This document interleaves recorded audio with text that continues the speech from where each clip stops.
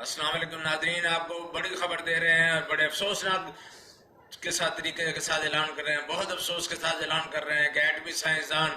عبدالقدیر خان آج صبح انتقال کر گئے ہیں۔ ان کی طبیعت خراب ہو گئی تھی، ان کو ہاسپٹل منتقل کیا گیا، لیکن ان کی طبیعت جو ہے جانور نہ ہو سکی اور وہ اپنے خالق حقیقی سے جا ملے ہیں۔ ان کی نماز جنازہ 3:30 بجے ادا کی جائے گی۔ ان کی نماز جنازہ جو ہے اس میں تمام آرمی چیف، سروسز چیف، وفاقی وزراء شرکت کریں گے، چیئرمین سینٹ بھی شرکت کریں گے۔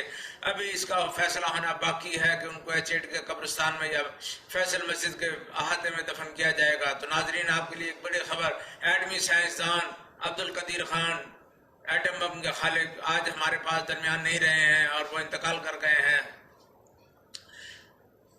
ڈاکٹر عبدالقدیر خان نے پاکستان میں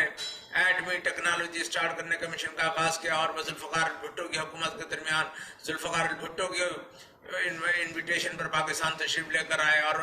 ذوالفقار علی بھٹو نے انہیں بیوروکریسی کے حوالے کیا کہ وہ اپنے اس مشن پر کام کر سکے، لیکن وہ فرماتے ہیں کہ میں مایوس ہو گیا بیوروکریسی کے سے، اور جب میں جانے کے لیے میں نے ذوالفقار علی بھٹو سے آخری میٹنگ کی تو ذوالفقار علی بھٹو نے کہا نہیں، ایسا نہیں ہو سکتا،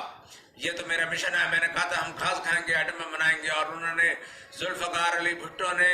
ڈاکٹر قدیر خان کو جو ہے وہ